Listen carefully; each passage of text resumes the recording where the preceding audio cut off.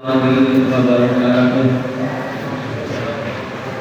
Alhamdulillahilladzi arsala rasulahu rahmatan lil alamin wa anzala lahu hudan lil muttaqin. Asyhadu an la ilaha illallah wahdahu la syarika lah wa asyhadu anna Muhammadan abduhu wa rasuluh. Allahumma shalli ala Muhammad sallallahu alaihi wasallam. Sallallahu alaihi Qur'anil Karim. A'udzu billahi minasyaitonir rajim. Bismillahirrahmanirrahim. Innama yuwaffas sabiruna ajrahum bighairi hisab. Sadaqallahu adzim. Kata-kata kita senantiasa mensyukuri nikmat Allah yang senantiasa terus memberikan rahmat dan sayang kepada kita, sehingga pada malam hari ini kita masih saja dalam keadaan sehat walafiat, diberi kekuatan lahir dan batin, sehingga kita dapat melaksanakan kewajiban kita, ketaatan kita kepada Allah Subhanahu wa Ta'ala dengan melaksanakan sholat bisa berjamaah, dan insya Allah akan dilanjutkan dengan sholat tarawih dan sholat witir. Mudah-mudahan amal kita selama di bulan Ramadan ini betul-betul amal yang berkualitas, amal yang akan dilipat gandakan pahalanya Allah Subhanahu wa Ta'ala. Selanjutnya salam kita mohonkan kepada Allah akan dikurangkan pada junjungan kita Nabi Muhammad SAW sebagai tanda rasa cinta dan rindu kita, seraya mengharapkan syafaatnya pada yaumul mahsyar dan diakui kita sebagai umatnya. Bapak-bapak, ibu kaum muslimin dan muslimat sidang jamaah sholat isya tarawih witir yang dirahmati Allah Subhanahu wa Ta'ala. Pada kesempatan ini saya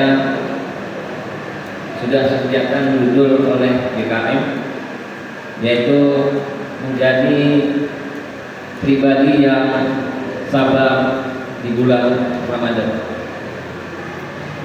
Kalau kita dari judulnya ini, pengertiannya seakan-akan kita hanya bersabar di bulan Ramadan, padahal sabar tidak ada batas.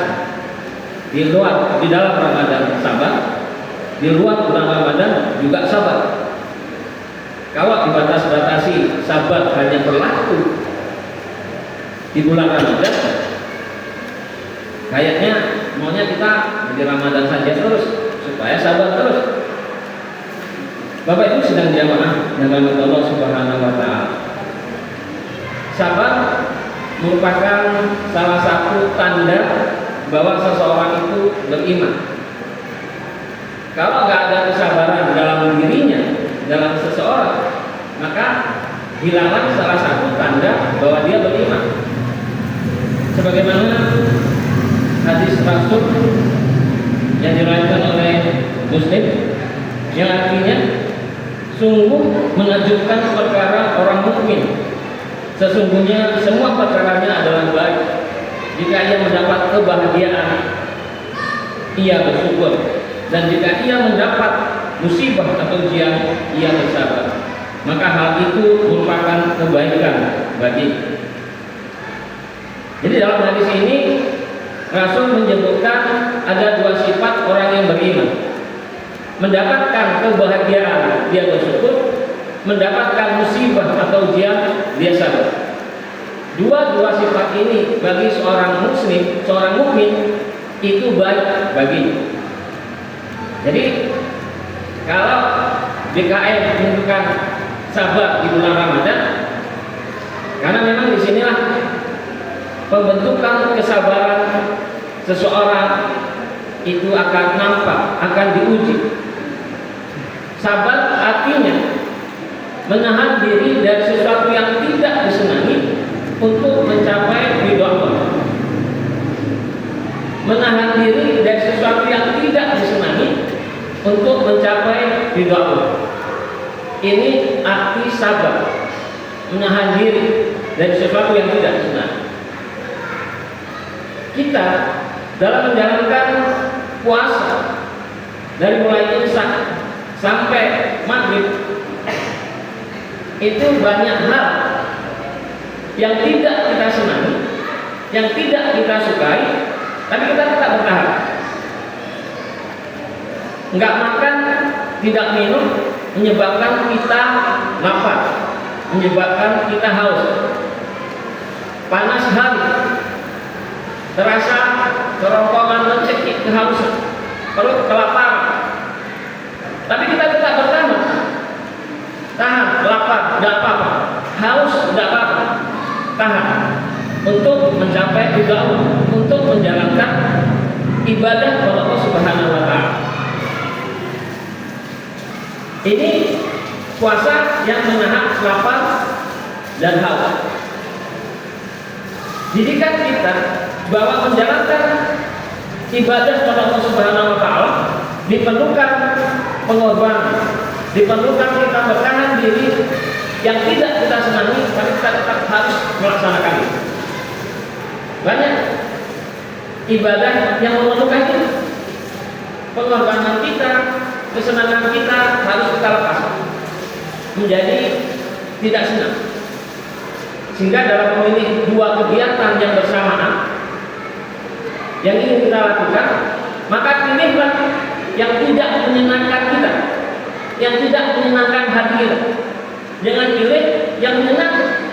Karena kalau kita milih yang menyenangkan, itu nilai kesabarannya kecil, maka tidak ada. Maka pilihlah yang tidak menyenangkan kita. Kalau kita buka HP, buka TikTok atau baca Quran, sama-sama kadang-kadang kita pilih yang mana? Kalau yang biasa baca Quran, dia akan enak baca Quran. Pada yang biasanya kurang mau baca Quran, dia pilih yang buka TikTok sebentar. Maka kalau ada dua kegiatan yang seperti ini, kita pilih yang tidak menyenangkan. Jangan kita pilih yang menyenangkan. Kalau saat ini, kenapa kita pilih ini? Sementara kita barusan berbuka puasa, menyantap makanan kita, belum istirahat, belum turun makanan, sudah harus ibadah lagi, harus sudah sholat isya berjamaah lagi, sahur kan terang. Padahal kalau dituntut enaknya, maunya kalau kayak gini kan lagi enak leha-leha, nonton TV, dengar musik, kipas-kipas. Itu kalau memiliki kesenangan. Kalau ini kita pilih, maka kita akan pergi ke kafe, ke warung, karena senang yang jadi. Tapi kalau kita pilih ini tidak senang, tapi ini ridho Allah Subhanahu wa Ta'ala, kita pilih. Bapak Ibu sidang jamaah yang berbahagia Allah Subhanahu wa Ta'ala, sabar dalam teorinya gampang. Semua orang kita bisa mengucapkan sabar, teorinya gampang sekali. Tapi prakteknya sungguh sangat sulit. Yang ngomong ini kadang-kadang juga masih diingatkan oleh orang lain. Sabar, jangan marah Pak, puasa. Nah, kadang-kadang kita di situ dinasihati, marah itu salah satu kita nggak sabar. Jadi salah satu kita menjadi sabar, tahan marah, jangan dituruti. Karena marah juga tidak akan menyelesaikan masalah. Ini kadang-kadang selaku bapak-bapak, kalau ada salah saja di rumah tentang masakan, tidak enak, marah terus, atau nggak pas marah. Nah ini marah juga nggak akan mengubah makanan yang nggak enak itu jadi enak. Ya terima saja, tahan saja. Sudah capek-capek keluarga kita menyiapkan, memarahi lagi. Bapak Ibu sedang jamaah yang dirahmati Allah Subhanahu wa Ta'ala. Jadi apakah sabar itu hanya untuk musibah saja, mendapatkan ujian saja? Tentu tidak. Sabar menghadapi musibah, ya. Menjalankan ibadah minta Allah Subhanahu wa Ta'ala juga perlu sabar. Meninggalkan yang dilarang Allah Subhanahu wa Ta'ala juga perlu sabar. Jadi sabar dalam tiga hal: dalam musibah, dalam menjalankan ibadah kepada Allah Subhanahu wa Ta'ala, dalam meninggalkan yang dilarang Allah Subhanahu wa Ta'ala. Musibah ya jelas sesuatu yang tidak menyenangkan hati kita. Tapi kita suruh bertahan di sana untuk mencapai ridha Allah Subhanahu wa taala. Kadang-kadang orang yang nggak tahan dengan musibah, nggak sabar, rela mengakhiri hidupnya karena nggak sabar. Susah diberi musibah, nggak tahan. Kalau kayak gini saya nggak tahan, gantung diri saja, mati saja, rasanya lebih enak gitu. Perasaan pada saat seperti itu. Jadi ini nggak sabar kalau yang seperti ini. Tidak tahan menghadapi musibah. Menjalankan ibadah kalau Allah Subhanahu wa taala juga perlu sabar. Banyak kesenangan kita tertahan, tidak bisa kita laksanakan. Ya seperti tadi sudah disebutkan yang saat ini kita lagi habis makan, mau enak istirahat, tidak, kita tinggalkan itu. Demi kita bisa menjalankan ibadah kepada Allah Subhanahu wa taala. Sholat tahajud tengah malam, enaknya lagi tidur maunya, tapi kita pilih bangun, walaupun ngantuk, capek, kita laksanakan. Kita Allah Subhanahu wa taala untuk mencapai keridhaan Allah Subhanahu wa taala. Meninggalkan larangan Allah Subhanahu wa taala. Ini juga perlu pengorbanan. Karena kalau dalam lagu Roma Irama mengatakan yang disenangi itu justru itu yang dilarang, justru itu yang diharapkan. Yang senang-senang dilarang. Jadi yang dilarang Allah Subhanahu wa taala biasanya dalam bentuk kesenangan kepada kita. Kita tinggalkan dan kita meninggalkan kesenangan. Itulah sabar. Kalau yang hobi minuman keras dilarang, itu enak baginya. Ditinggalkan nggak enak, tapi karena itu dilarang oleh Subhanahu wa taala, dia tinggalkan. Dan banyak hal-hal lain yang dilarang oleh Subhanahu wa taala untuk kita tinggalkan. Jadi intinya, marilah kita bersabar ini ya, pembentukan nilai sabar dalam bulan Ramadan ini memang sangat ditingkat, sangat difokuskan karena kita menjalankan ibadah puasa. Bukan berarti sabar itu hanya terletak di bulan Ramadan. Untuk setelah bulan Ramadan pun akan terbentuklah nilai kesabaran kepada kita. Apakah sabar ada batasnya? Jawabannya tidak ada batasnya. Kalau ada orang mengatakan sabar itu ada batasnya, sebetulnya itu tidak sabar. Kalau ada orang mengatakan sabar itu ada batasnya, itu alasan saja untuk menutupi ketidaksabarannya. Nah, kadang-kadang masih benar orang atau kita sendiri mengatakan sabar saya ada batasnya ya. Sebenarnya menutupi dia tidak sabar, maka dia mau begitu.